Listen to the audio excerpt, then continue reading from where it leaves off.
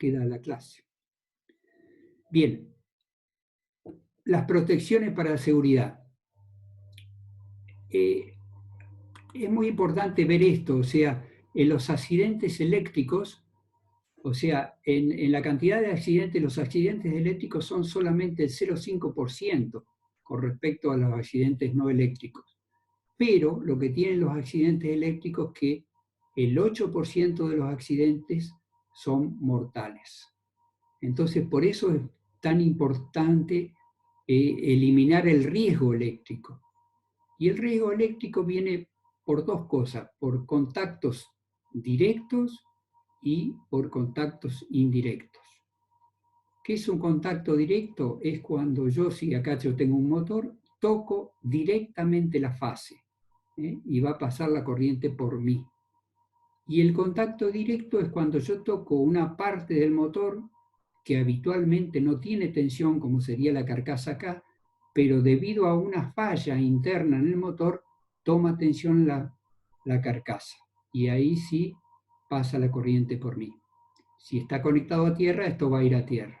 El contacto directo es cuando toco en forma directa la fase, el contacto indirecto es cuando toco alguna parte que habitualmente no tiene tensión, pero que ante una falla toma tensión. O sea, el contacto directo siempre es entre el individuo y un elemento tensionado, o sea que tiene tensión.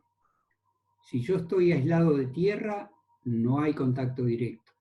Por eso, digamos, o sea, los pajaritos no se electrocutan porque van directamente, se posan en la línea con tensión, pero no están conectados a tierra. O sea, para que haya un contacto directo tiene que haber una diferencia de potencial. O sea, en el caso acá que yo tenía, digamos, o sea, tocaba la fase y mis pies están a potencial cero. Por eso hay una diferencia de potencial. El contacto indirecto, ¿no es cierto? Como decíamos, es entre el individuo y una parte que habitualmente no tiene tensión, pero por una falla tiene tensión, que puede ser, por ejemplo, la carcasa del motor, de un motor, la cuba del transformador, que es el tanque donde está puesto el transformador, que es de hierro, pero eso habitualmente no tiene tensión, pero ante una falla puede tener tensión. La palanca de mando de un seccionador, por ejemplo, o una línea que está desenergizada, está cortada, pero resulta que yo voy y toco la línea y por un error, una maniobra, lo que sea, o que hay una descarga atmosférica, tengo tensión. Y también la tensión de paso. La tensión de paso es cuando hay una descarga atmosférica, digamos, o sea, toma tensión la Tierra y si la diferencia de tensión entre mis dos pies, digamos, es suficiente para electrocutarme, me produce un contacto indirecto. ¿Cómo se protegen los contactos directos? Tendríamos tres formas: protección por alejamiento, protección por aislamiento y protección por medio de obstáculos. O sea, la protección por alejamiento, si este es un conductor, por ejemplo, que tiene tensión, digamos, o sea, hay una zona de peligro alrededor del conductor, que si yo entro dentro de esta zona de peligro, salta un arco, ¿no es cierto?, y me electrocuto. Entonces, el alejamiento es con algo que impida que mi radio de acción no llegue hasta la zona de peligro. Esto se utiliza mucho en electricidad. Ustedes van a ver que a los lugares donde están los interruptores, los seccionadores en el interior, se les llama celdas, porque realmente son una celda de hierro para que nadie pueda tocar, digamos, partes con tensión. La otra forma es la protección por aislamiento.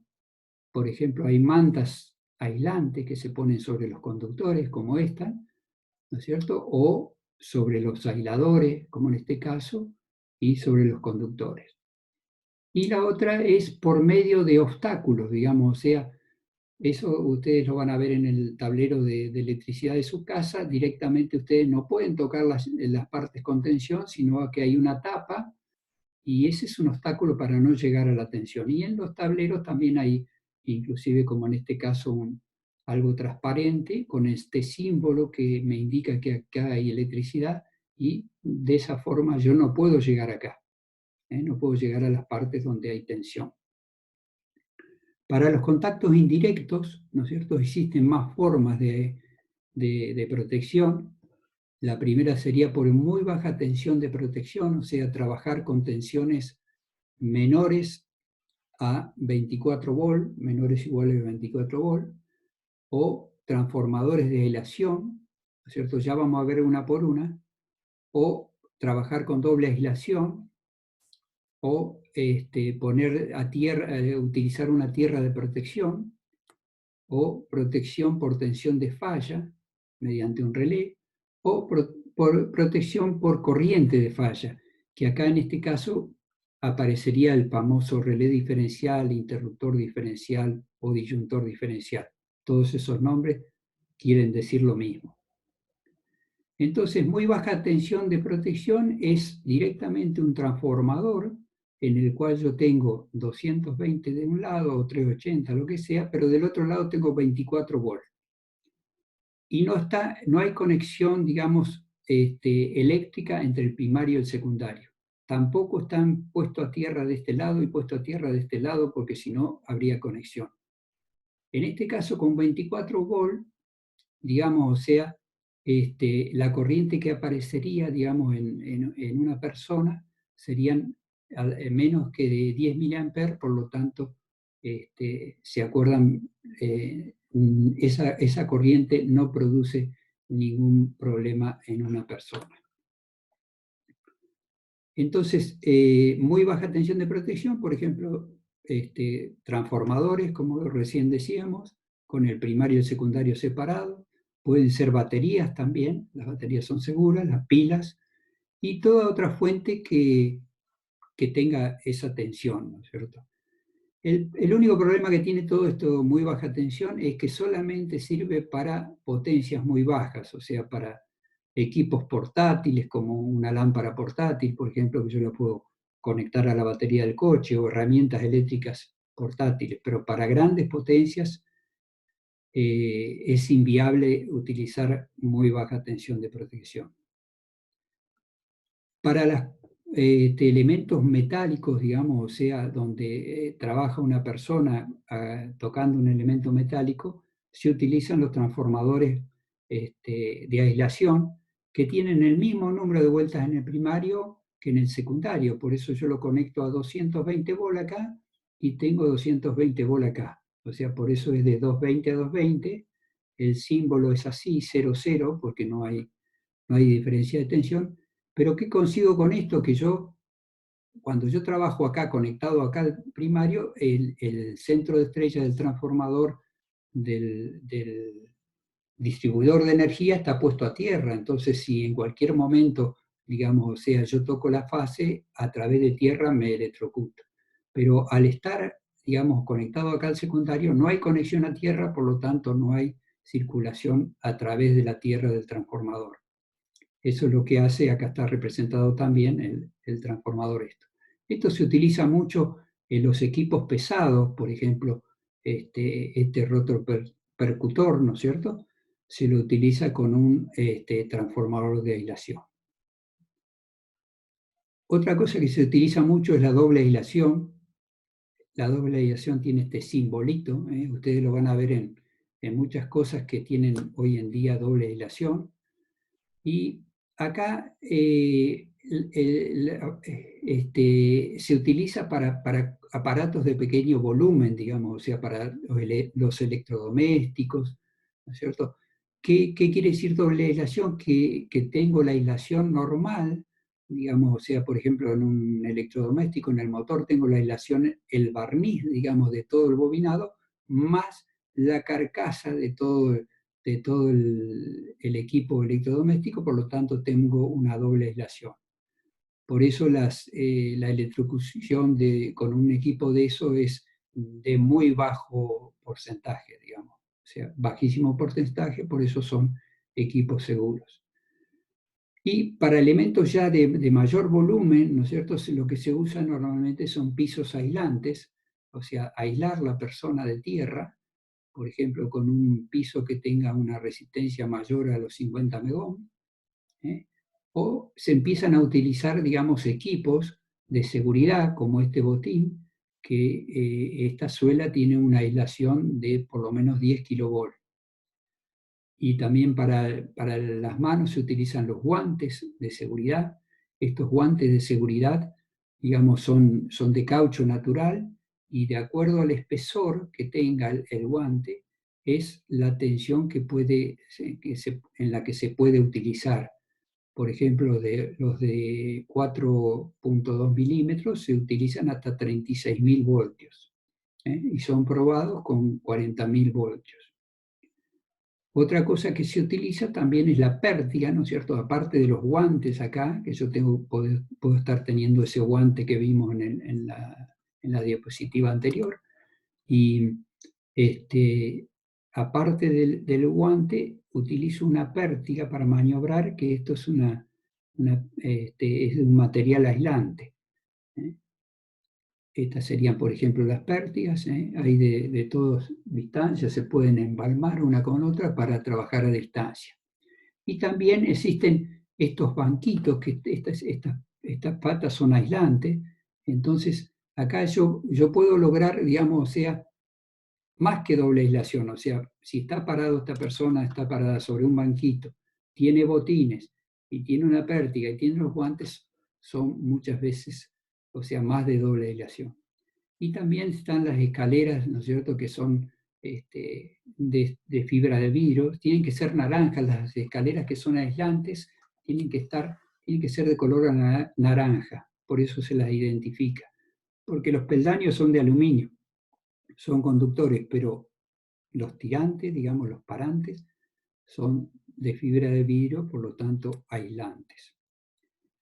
Otro tipo de protección es la tierra de protección. O sea, ¿qué sería tierra de protección? Hay que poner todas las masas metálicas a tierra. ¿Y qué es una masa metálica? Una masa metálica es toda parte conductora, ¿no es cierto?, que habitualmente no tiene tensión, como por ejemplo la carcasa del lavarropa en la casa. Eso habitualmente es de chapa y no tiene tensión, pero si se pela un cable, toca la chapa y ahí corre peligro de electrocutarse la persona que toque. Entonces hay que poner todas las masas metálicas a tierra. Y la tensión no peligrosa, digamos, o sea, es menor a 65 voltios con una protección que saque, digamos, la masa metálica antes de los 200 milisegundos. Otra forma también es con una malla de puesta a tierra. La malla de puesta a tierra reduce mucho la resistencia de puesta a tierra y de esta forma se puede poner todo al mismo potencial. Por ejemplo, en una estación transformadora, yo tengo acá, este es el alambrado, y acá con este cable de cobre está puesto a tierra la malla. También está puesto a tierra los hierros de esta pared, ¿no es cierto? Para que si yo estoy, digamos, o sea, en cualquier momento toco una parte metálica, como eso está a tierra, digamos, está a potencial cero. Si hay vigas metálicas también, si la línea llega con postes metálicos también, todo a tierra. De esa forma, todo tiene el mismo potencial. Esto está 0, 0, 0, 0 voltios. Pero si cae un rayo, ¿no es cierto?, en cualquier parte, y esto va a una tensión de 100 voltios, por ejemplo, todo esto tiene 100 voltios, esto tiene 100 voltios, esto tiene 100 voltios, esto tiene 100 voltios. O sea que si yo toco con una mano la parte metálica acá y con la otra el hierro no hay diferencia potencial, por lo tanto no me puedo electrocutar. Esa es la forma de poner todo al mismo potencial. Otra forma de protección es por tensión de falla. Esto se utiliza acá un relé, ¿cierto? Que ese relé está conectado, digamos, a la masa metálica del motor, y por otro lado está conectado a una tierra auxiliar. Entonces este relé lo que hace es controlar permanentemente que la tensión de la masa metálica del motor de la carcasa no supere los 65 voltios. Si supera los 65 voltios porque hay una falla, ¿no es cierto?, automáticamente abre el interruptor y elimina la tensión, por decirlo, saca de servicio el motor. Y el otro elemento que es el más utilizado en la parte de las viviendas es el relé diferencial o relé disyuntor diferencial o interruptor diferencial. ¿Cómo funciona esto? Este parece muy complicado, pero vamos a ver algo primero más simplificado. Directamente acá hay un aro metálico, ¿no es cierto? Y está arrollado, digamos, la fase con una cantidad de vueltas que es igual a la opuesta, que es el neutro, ¿no es cierto? O sea que la fase entra por acá, ¿no es cierto? Y produce un campo magnético que va en este sentido. Esa corriente que circula acá dice 3 amperes. Supongamos que no hay falla todavía, entonces acá van a volver 3 amperes por el neutro, y el campo magnético que produce la fase va a ser igual al que produce el neutro. Por lo tanto, esta bobina, que es una bobina detectora, no va a detectar ningún campo magnético. Si por la fase circulan 3 amperes, como dice acá, y por el neutro regresan 2 amperes, quiere decir que hay una falla, hay un campo magnético resultante, y ese campo magnético resultante va a accionar este disparador.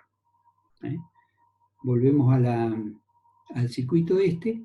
Acá tenemos la fase en marrón, fíjense, pasa por el aro, la misma cantidad de vueltas, va a la carga, que esto sería el consumo que yo tengo en mi casa, y vuelve por el neutro, ¿no es cierto? Y acá están, digamos, o sea, digamos, los contactos del disyuntor diferencial. Entonces, mientras esté todo así normal, el campo magnético de la fase es igual al campo magnético del neutro. Por lo tanto, acá en esta bobina de detección no hay ningún campo magnético, pero si alguien viene acá y toca la fase y manda a tierra una pequeña corriente, aunque sean 30 milésimas de amper, entonces el campo magnético de la fase va a ser mayor al campo magnético del neutro. Por lo tanto, esta bobina detecta, digamos, sea un campo magnético, acciona este electroimán, y esto hace desconectar, o sea, el disparador del disyuntor diferencial. Y acá en amarillo hay un circuito de prueba, que esto es importante. Hay una resistencia de un valor tal que cuando yo la conecto entre la fase, fíjense que está acá entre la fase y el neutro, o sea, cuando la conecto a 220, acá hay una circulación de alrededor de 30 mA. Entonces, cuando yo pulso esto, que sería un botón como el del timbre, no es un interruptor, sino un botón que yo pulso, cuando lo pulso directamente, o sea, fíjense, acá vendría la corriente esta por la fase, y se iría una pequeña corriente por acá, pero por el neutro no pasa esa corriente porque está conectado al neutro antes del disyuntor. Entonces el disyuntor acciona. Este botón de prueba, los fabricantes, digamos, algunos fabricantes dicen que hay que hacerlo mensualmente, otros semestralmente, pero es importantísimo accionarlo al disyuntor porque es muy sensible en la parte eléctrica, pero en la parte mecánica puede pasar que se trabe por alguna cosa y toda la sensibilidad que tiene el disyuntor eléctricamente la pierda mecánicamente, que no accione. Por eso todos los fabricantes dicen que hay que probarlo así habitualmente. En el caso de que yo tenga disyuntor diferencial, esto sería, digamos, una carga, digamos, un motor, un electrodoméstico, lo que sea. Fíjense, cuando hay una falla acá, si esto está conectado a tierra a través de una jabalina, acá está representado como una resistencia, va a ver si esta es la fase, ¿no es cierto? El transformador primario, digamos, pasa por acá, esa corriente se cierra el neutro del transformador del distribuidor, y esa acciona el disyuntor sin que sin que esa corriente pase por la persona. Por eso es tan importante tener el disyuntor y que todo esté puesto a tierra. Porque si bien el disyuntor siempre va a abrir, aunque no esté puesta a tierra la carcasa del motor, pero de esa manera se evita que pase la corriente por la persona. O sea, si yo no tengo puesta a tierra, ¿ven? Si no tengo puesta a tierra acá, cuando la persona va y toca la carcasa acá del equipo eléctrico, el disyuntor, digamos, va a accionar, digamos, pero esa corriente va a pasar por la persona.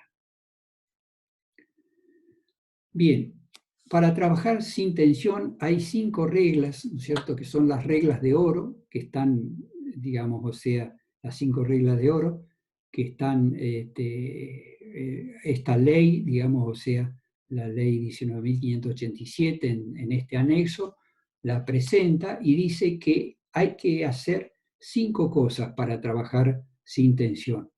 Primero, tengo que hacer un corte visible. Corte visible quiere decir que cuando yo interrumpo, digamos, tengo que ver que está cortado. ¿Se acuerdan? Con el interruptor yo podía hacer el corte, pero no era visible, por eso aparecía el seccionador, que el seccionador me permitía a mí visualizar que estaba cortado. La segunda regla dice que hay que bloquear, o sea, bloquear quiere decir que hay que impedir que si una persona ve ese interruptor abierto, vaya y lo conecte. Hay que bloquearlo de una forma, ahora lo vamos a ver. Después hay que verificar que no haya tensión. Una vez que yo corto, tengo que verificar que no haya tensión. Y después que verifiqué que no hay tensión, tengo que poner a tierra, y si es un circuito trifásico, tengo que poner en cortocircuito las 3 fases. Y la quinta es señalizar, ¿no es cierto?, y delimitar la zona de trabajo para que ninguna persona entre, digamos, a la zona de trabajo sin saber qué estaba pasando. Por eso, para yo hacer un trabajo en una instalación eléctrica, tengo que consignarla. Consignarla quiere decir que le tengo que pedir por escrito a mi jefe, digamos, que me diga, me autorice a cortar esa parte de la instalación. Todo esto es para evitar, digamos, accidentes. Ustedes fíjense que las 5 reglas son lo mismo. Uno dice, pero otra vez están diciendo lo mismo. Sí, pero aún así siguen habiendo accidentes. Entonces la primera regla de oro es corte visible de todas las fuentes de corriente. Ya sea si yo tengo una central eléctrica, tengo que cortarla del lado de la central y del lado de la línea donde alimento, porque alguien puede poner un generador y mandar tensión para el lado de la subestación, ¿no es cierto?, de donde estoy cortando. Y la apertura, tengo que abrir todos los conductores y el neutro. Por eso las llaves termomagnéticas, ¿no es cierto?, vienen para los circuitos donde hay neutro, vienen de 4 polos, 3 para las fases y 1 para el neutro. La segunda es el bloqueo. ¿Cómo bloqueo yo? Puedo bloquear con un candado directamente, o a veces cuando intervienen varias personas, se utilizan estas placas, ¿no es cierto?, que esta me permite meter hasta 6 candados. Por ejemplo, en la parte petrolera, digamos, o sea, se utiliza porque a veces el eléctrico puede llegar a cortar y después viene el baterista y le pone en marcha el equipo. Entonces, cada uno tiene su candado con su llave, y mientras no estén todos, digamos, o sea, no hayan sacado los candados, no se puede conectar el equipo. En la parte petrolera hay un tema, digamos, o sea, muy, muy importante que hay que tener en cuenta. Los motores, o sea, los equipos de arranque están normalmente en automático, o sea, con un tiempo, porque si en un yacimiento, por ejemplo, hay 100, 200 pozos, después de que hay un corte de corriente, si no estuvieran en automático, habría que ir pozo por pozo, digamos, y que están a distancias razonables, ¿no es cierto? Hay que recorrerlo con una camioneta y eso lleva muchísimo tiempo, a veces mucho más tiempo que el corte. Entonces, los equipos están en automático. Quiere decir que una vez que vuelve la corriente, digamos, o sea, automáticamente se van conectando de acuerdo a un tiempo. Primero uno a 1 minuto, otro a 2 minutos, otro a 1 minuto, y así sucesivamente. Entonces es muy peligroso, digamos, o sea, estar trabajando en un equipo que uno piensa que está parado, porque tiene una falla y vuelve la tensión y automáticamente se conecta. Por eso yo debo sacar la posición de automático y bloquear y colocar un cartel, digamos. Y la tercera regla de oro dice que hay que probar la ausencia de tensión. O sea, en baja tensión yo utilizo directamente un buscapolo, toco la fase y si se prende la luz quiere decir que hay tensión. sea, una vez que yo corté, hice los 2 pasos anteriores, tengo que probar que no hay tensión. En media tensión también se usa un probador de tensión, digamos, que es una pértiga aislante, y acá tiene la parte metálica que toca, acá más o menos este aislador puede ser de 13.200 voltios, y ahí me indica esa lucecita verde, me está indicando, o de otro color me indica que hay tensión. Acá también hay una barrera para que yo no me acerque, digamos, más a este transformador. En las líneas aéreas también se utiliza una pértiga que tiene en la punta un detector de tensión, que tiene como un gancho así metálico, como una pértiga, como una percha, y acá también con un zumbido o con una lucecita me indica si hay o no hay tensión. Una vez que yo corté, el corte es visible, ¿no es cierto? Bloqueé, digamos, los equipos de apertura y verifiqué que no hay tensión, tengo que poner en cortocircuito. ¿Qué quiere decir en cortocircuito? Uno, si esta línea que tiene 3 cables, uno este cable con este cable, este con el otro, y ahí ya los puse en cortocircuito. Y uno de ellos lo mando a tierra. Entonces esto está en cortocircuito y a tierra. O sea, acá la persona se sube, este es un cinto de seguridad, y se sube con trepadores o con una escalera. ¿eh? Los equipos de puesta a tierra tienen esta forma, digamos, una pértiga, ¿no es cierto? Esta es la jabalina para poner a tierra, y estos son las 3 morsas para los 3 cables. Normalmente las líneas de media tensión son de 3 cables, digamos. O sea, hay neutro normalmente en las líneas de baja tensión. Esto es un equipo para media tensión. Y en una línea, si yo voy a trabajar, por ejemplo, en esta zona, y esto está alimentado de los 2 lados, acá de una subestación que está acá, y de este lado de otra subestación que está acá, yo debo hablarle al operador de esta subestación, y el operador tiene que abrir este interruptor, ¿no es cierto? Primero, después abrir este seccionador, ponerle un candado a este seccionador para que nadie lo pueda conectar, y poner un cartel que diga no conectar.